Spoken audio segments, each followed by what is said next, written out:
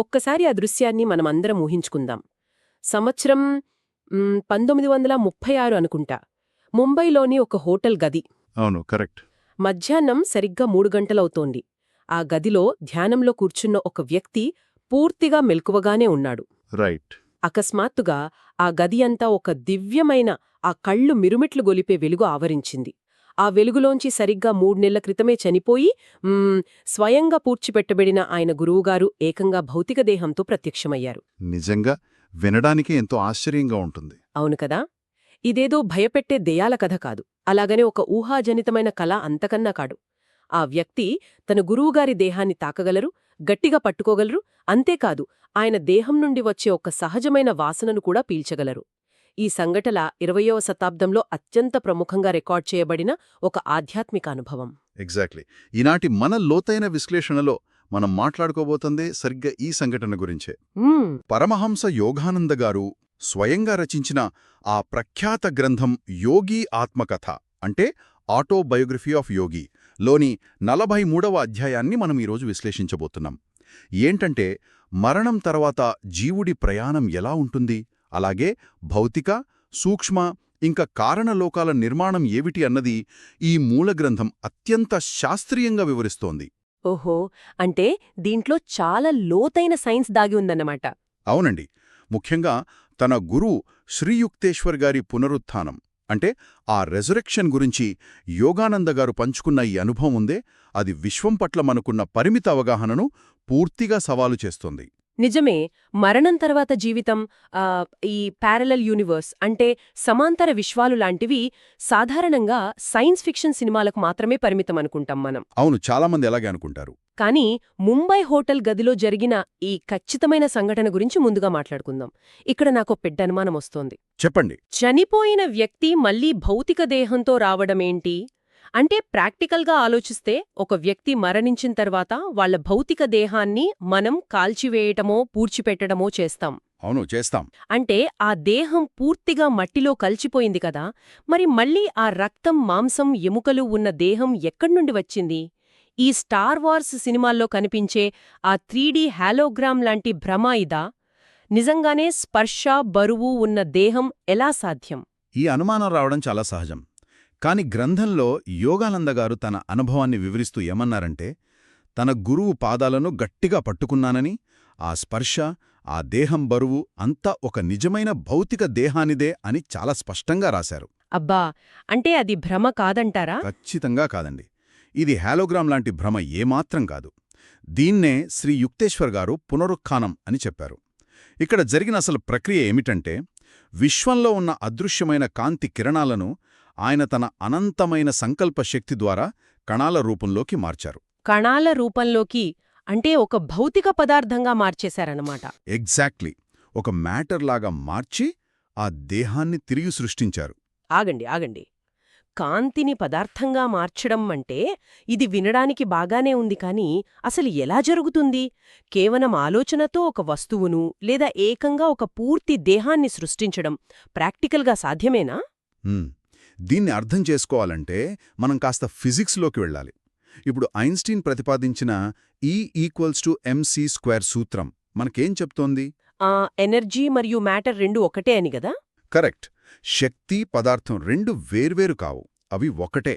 ఒకదాని నుంచి మరొకటిగా మారగలవు.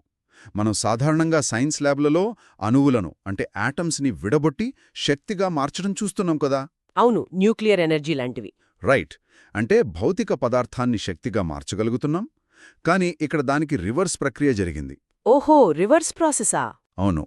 ఒక ఉన్నత స్థాయి యోగి తన అనంతమైన సంకల్ప శక్తిని, అంటే ఆ ప్యూర్ కాన్షియస్నెస్ని ఒక ఉత్ప్రేరకంగా అనగా ఒక క్యాటలిస్ట్గా వాడి విశ్వంలో ఉన్న కాంతిని తిరిగి భౌతిక పదార్థంగా ఘనీభవింపజేశారు. ఓహో, అంటే దీన్ని మనం ఎలా అర్థం చేసుకోవచ్చంటే, ఇప్పుడు గాలిలో ఆవిరి రూపంలో ఉన్న నీరు మన కంటికి కనిపించదు కదా?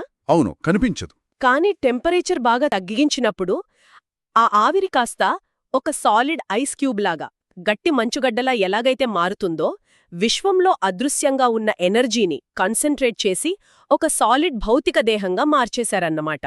అద్భుతమైన ఎనాలజీ.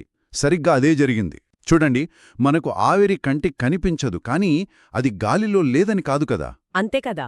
పరిస్థితులు అనుకూలించినప్పుడు అది నీరుగా, ఆ తర్వాత ఘనపదార్థమైన మంచుగా మారుతుంది. అలాగే సృష్టిలోని శక్తి లేదా కాంతి అనేది ఎప్పుడూ ఉంటుంది. హ్మ్.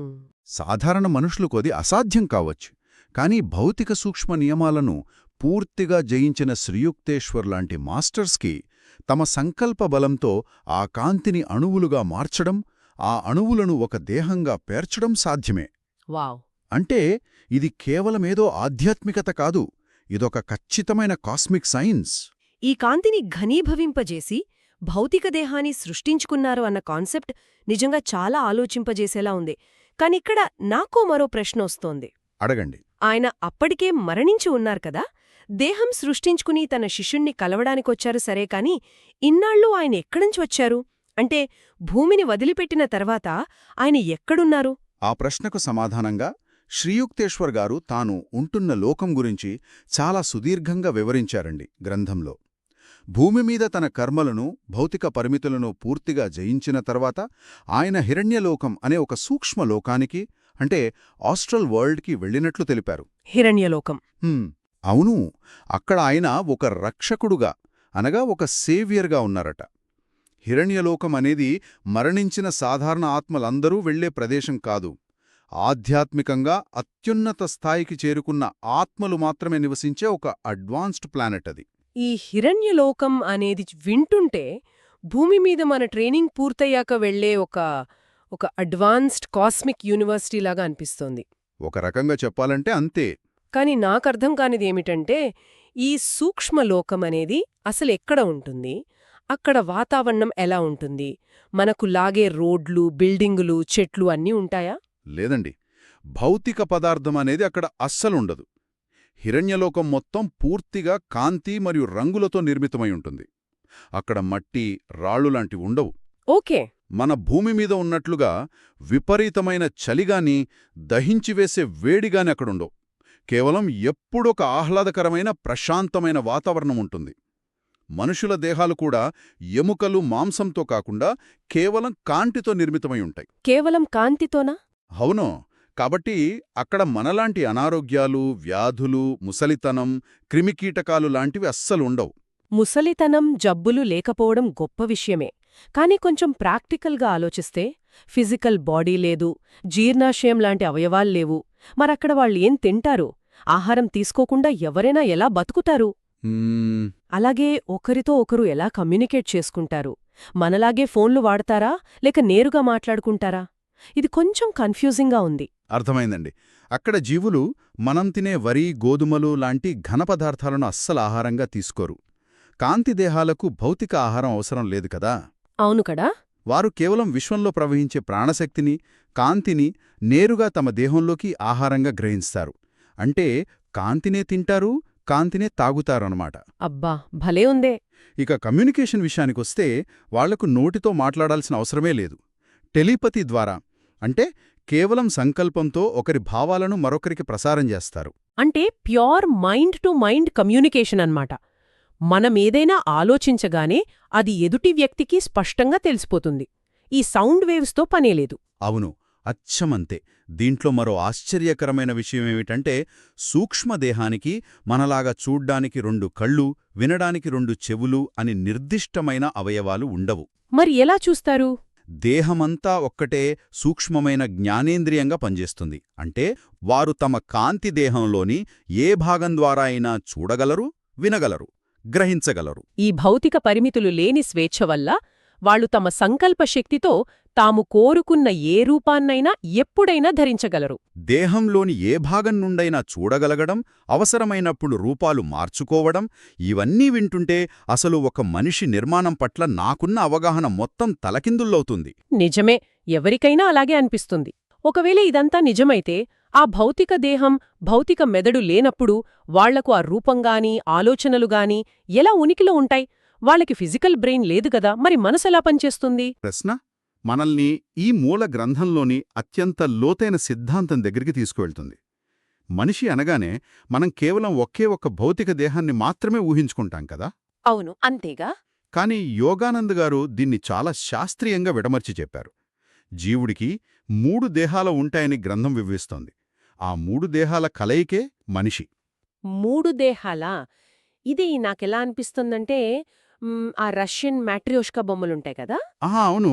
ఒక పెద్ద చెక్క బొమ్మను తెరిస్తే లోపల ఇంకో చిన్న బొమ్మ వస్తుంది. దాన్ని తెరిస్తే దాని లోపల ఇంకో చిన్న బొమ్మ ఉంటుంది. అచ్చం అలా ఉందన్నమాట మన నిర్మాణం. ఆ పోలిక చాలా ఖచ్చితమైనది. మన ఉనికి కూడా అలాంటి పొరల నిర్మాణమేనండి. బయట కనిపించే పెద్ద బొమ్మ మన భౌతిక దేహం, అంటే ఆ ఫిజికల్ బాడీ. ఓకే. ఇది 16 మూలకాలతో అంటే ఎలిమెంట్స్తో తయారైంది.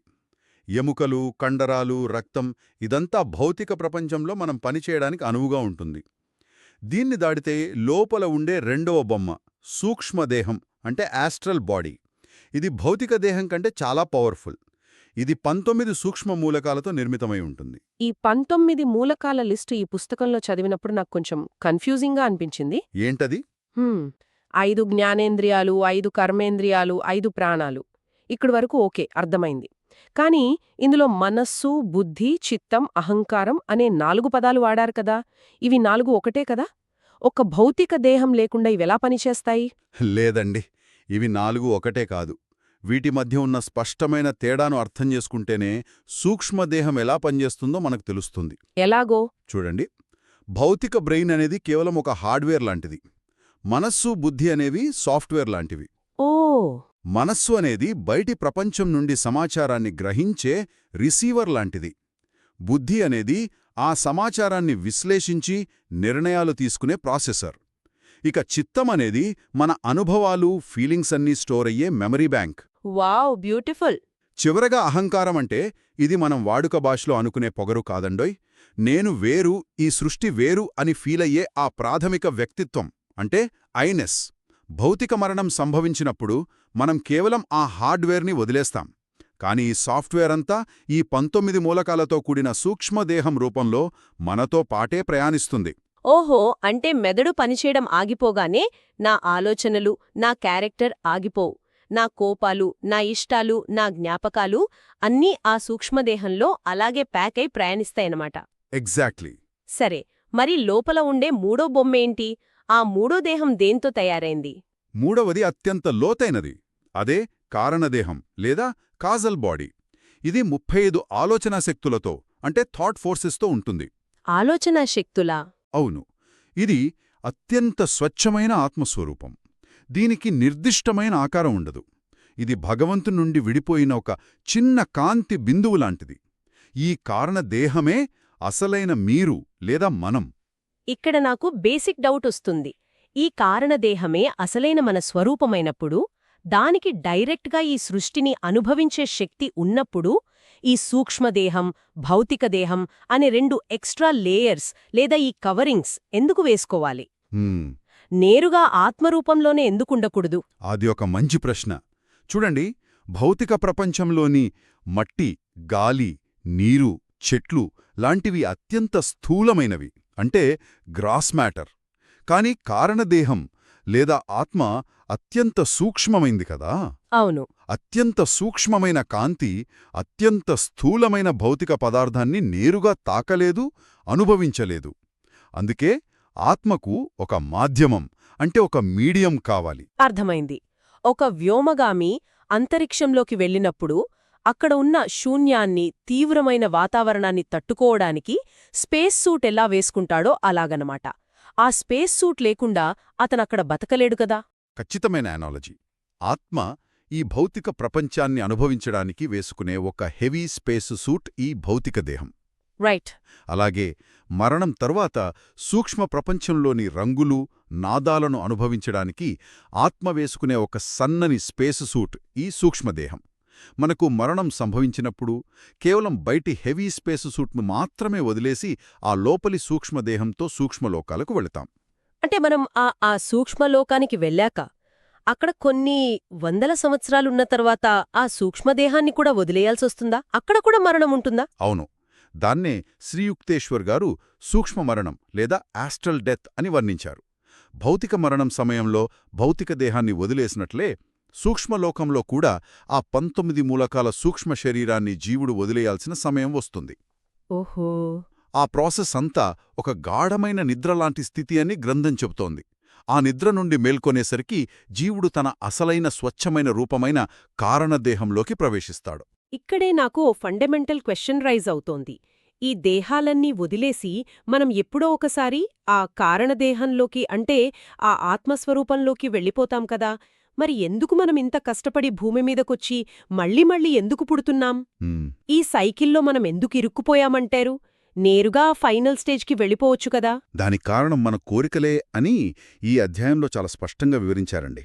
మనకు ఎన్ని సూక్ష్మ కారణలోకాలు అందుబాటులో ఉన్నా సరే, మనం మనసులో గనక భూమి మీద భౌతికమైన వస్తువుల పట్ల, బంధాల పట్ల తీరని కోరికలుంటే ఆ కోరికలే మనల్ని మళ్లీ కిందకు లాగేస్తాయి. కోరికలు కిందకు లాగుతాయా? అవును, కోరిక అనేది ఇక్కడ కేవలం ఒక ఫీలింగ్ కాదు, విశ్వ నియమాల్లో అదొక ఫోర్స్ లాగా పనిచేస్తుంది. అంటే నా ఉద్దేశం, కోరికలు అనేది ఒక రకంగా గురుత్వాకర్షణ శక్తి అంటే గ్రావిటీలాగా పనిచేస్తాయన్నమాట. రాకెట్ ఎంత పైకి వెళ్లాలని ప్రయత్నించినా భూమి గ్రావిటీ దాన్ని ఎలాగైతే బలవంతంగా కిందకు లాగేస్తోందో, మన భౌతిక కోరికలు మన ఆత్మను మళ్లీ ఈ భౌతిక శరీరంలోకి లాగేస్తాయి. అవునండి, ఈ మూల గ్రంథం చెప్పే సారాంశం ఇదే. మన కర్మకు మూలం తీరని కోరికలే. ఆత్మకు ఏ అనుభవం పట్ల ఆకర్షణ ఉంటే ఆ లోకానికి అది ఆకర్షించబడుతుంది.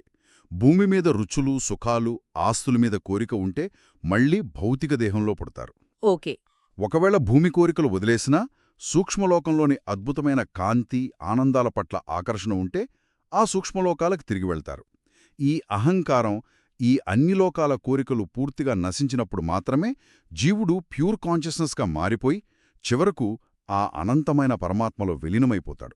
దీన్నే మోక్షం లేదా ముక్తి అంటారు కదా.